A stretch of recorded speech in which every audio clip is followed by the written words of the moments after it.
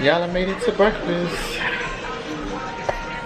I made it to breakfast and I only had pancakes and like 2 sausages. And now I'm sitting in this like mini private lounge.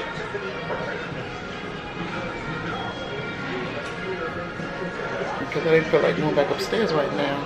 But anyway, my headset to my phone, so I have the old generational headset. Now with this headset you can't use with this iPhone because of the way it is, so I have an attachment and I lost the attachment this morning. So I got up this morning pissed off because I sat there too long waiting for him to wake up, and Shane is sleeping until 10 o'clock. 10, 11 o'clock. Shane is just, he's a night owl, so he'll sleep all day. I don't care how late at night I stay up, I'm still up by 7. If I stay up late, I'm up by 7. If I go to bed early, I'm up by 6:30, but then I'll force myself to lay there. But anyway, so I got up, I had to look for the piece to my phone so I could come downstairs and I have to talk to people.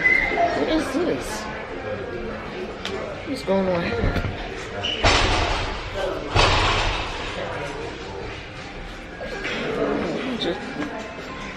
Where's my stuff coming from? A bunch of white stuff.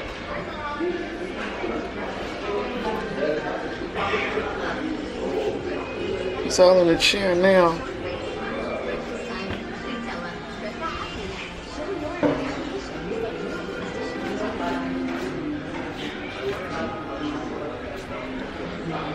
I don't know what that was. I looked down, there was a bunch of white stuff in my lap. But anyway, what I was saying is, so I got up being somewhat of a heifer this morning, but I was mad at myself for not getting up. And I said, yep.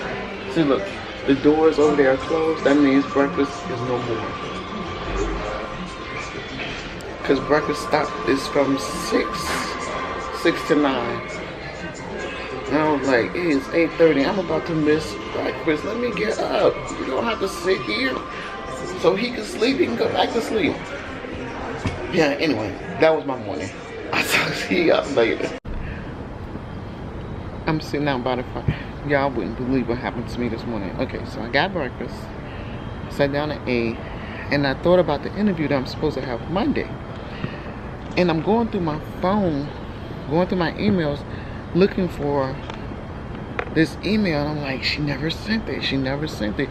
She never sent the email confirmation of the location, what time, who I'm gonna meet with. I don't know any of this, and it is Friday.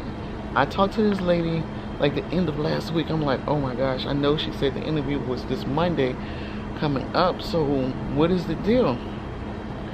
Normally when recruiters call me, I don't save the numbers. For whatever reason, I don't save their number. I don't save their name or save their number. I just like, you know, I look for the email correspondence. But this time, I don't know if it was hindsight 2020, my angel saying, listen, save her number. I saved her number. And when the interview was supposed to occur, in my contact information. So when I didn't get the email, when I looked this morning and didn't get the email, after breakfast I called her. Y'all, she forgot to send an email. She literally said, I apologize, I really forgot to send you an email, send the correspondence to you. And when I spoke with her and told her I spoke with her about the customer service, the call center supervisor position, she immediately knew who I was. I'm like, well, why wouldn't you send the email? So now I'm sitting outside by the fire pit, getting ready to research who I'm going to interview with, because I like to go into an interview prepared. So what I do is, if she sends the name of the people that's going to interview me, I'll go on LinkedIn and look at their profile and their experience or their credentials. So I have talking points, and I'll also research the company and find out any challenges and ask questions around those and give my my experience, how I can come in assisting on how to address those challenges. Because any company wants to see how you're going to be an asset to them. My expertise is I'm capable of bridging communication gaps between employees and management. That's where I find my strengths are. And a lot of employees have problems with management because when there's a change, management do not effectively or efficiently communicate the change, and then they communicate it in such a manner where the staff doesn't understand the change and why it's necessary. So I find it I've been great at communicating the reasons for change if needed and bridging the gap of communication between management and employees. Let me get on this computer. Get right back with y'all. Alright, yeah, so I've gone on LinkedIn and look at the profile of the people I will be interviewing with. Okay, so I'm going to be interviewing with the president of communications.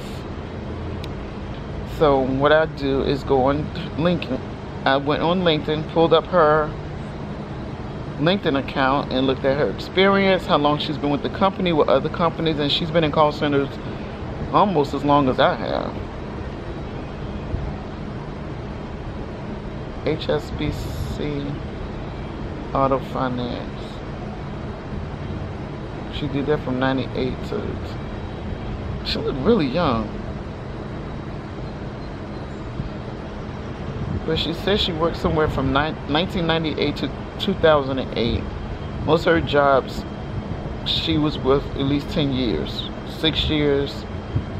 And then the company that she's with now, she's only been with 3 years. So, I just like to get background on people that's interviewing me so I'll know what to expect. And then there is a peer.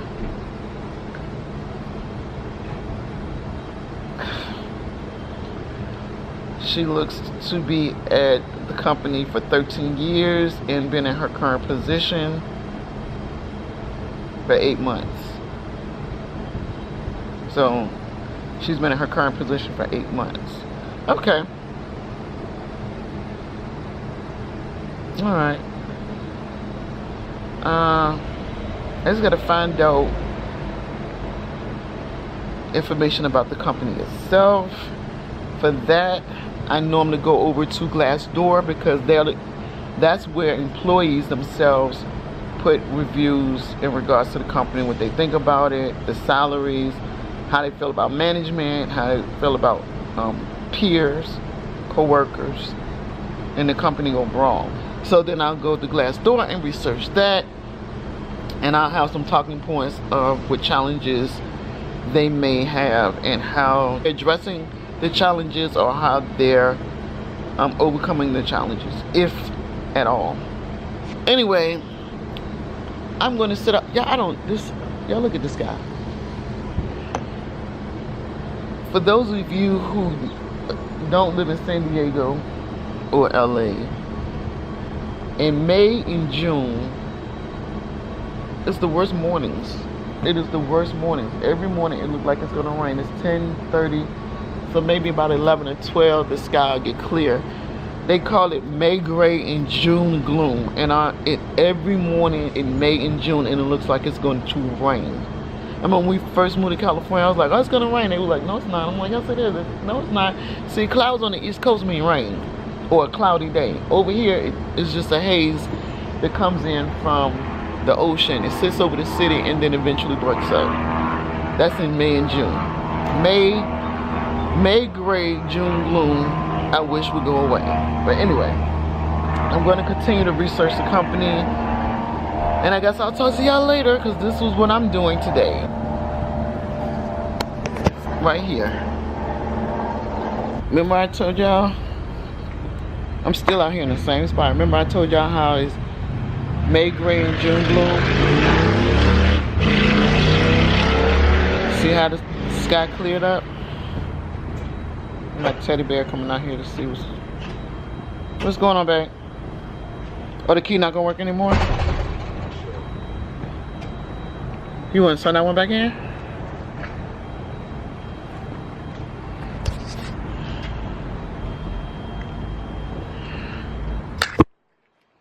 Thank you. So we extended the time that we're gonna be here. It still works? Well, you gave me this one. So you can just take that one? Huh?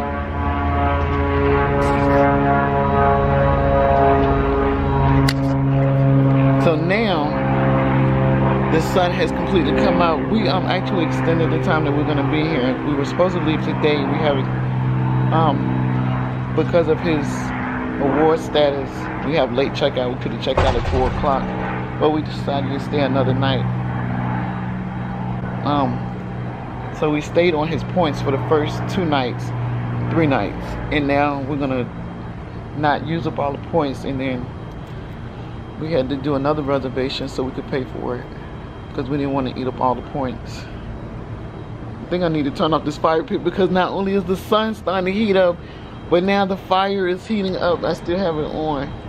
So, but I'm gonna sit out here for a little while longer before I head upstairs. Now, talk to y'all in a minute.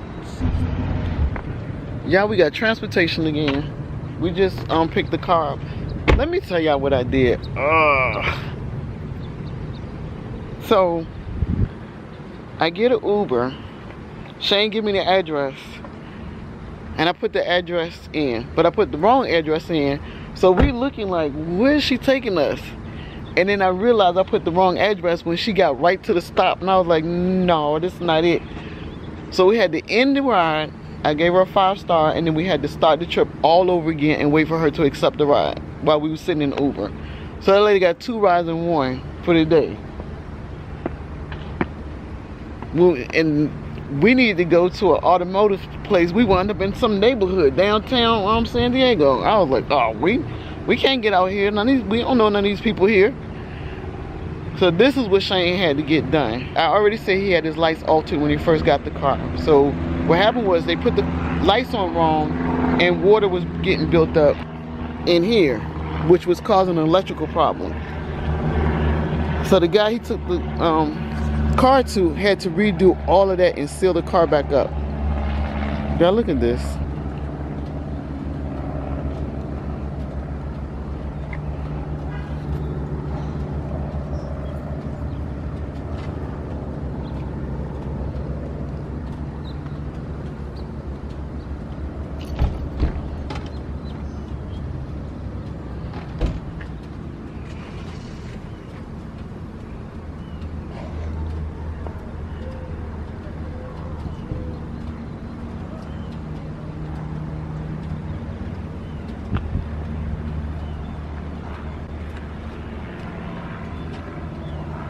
He did a good job. So he did good. Shane thought about just putting the actual headlights in this part right here. This part right here. And just not worrying about the rest of them. But what would have happened is if he would have just got the bulbs put in, because the area was not sealed correctly, it would have caused a bigger electrical problem. And I don't know what's wrong with me that I can't speak or enunciate right now. But when we got to the show, we found out the guy just did some janky job and messed up stuff and pulled stuff apart that he wasn't supposed to pull apart. Yeah. So,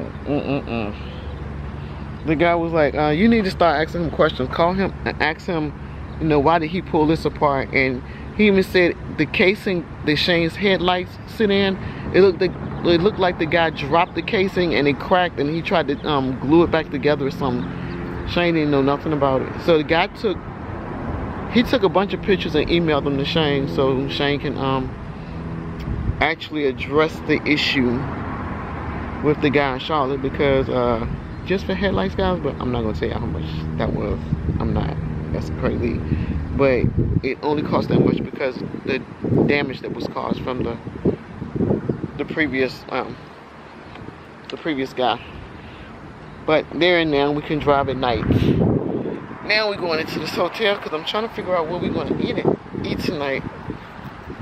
Shane, you figured out what we're going to eat tonight? He's still thinking about it. But I'm gonna end this here, y'all, cause we're not doing nothing. We in a hotel. We're not doing nothing. I do have to go. Panera. What you want? A salad? You want a sandwich? And come back here? Okay, don't matter.